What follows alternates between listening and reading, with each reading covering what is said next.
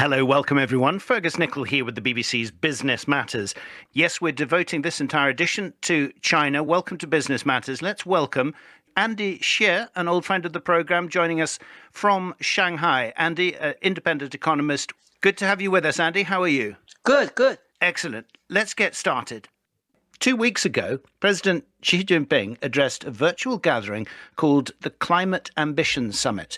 It was 5 years, he said, since world leaders had shown utmost political resolve and wisdom and adopted the Paris Agreement on climate change. He reminded his listeners of his own previous pledge to achieve carbon neutrality by 2060.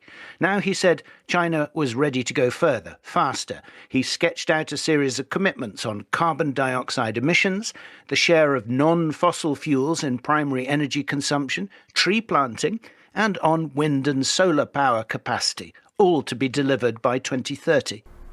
Andy, do you agree with that?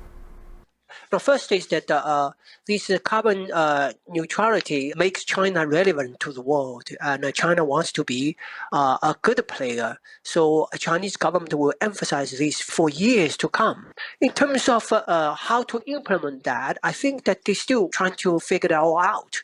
I think that China will do it. The reason is because the party wants to be accepted by the world. And this is one thing that makes it possible. But in terms of how to do it, I think that eventually renewables are good. It's now a few percentage points. And if you work hard, it could go to maybe 10%, maybe higher. But it's not going to be the bread and butter. This is really about nuclear versus coal in China.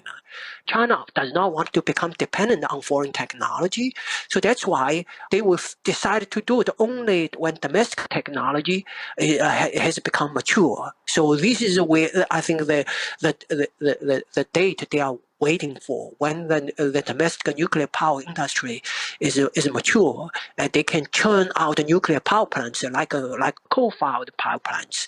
And that's the starting point for China to become carbon neutral.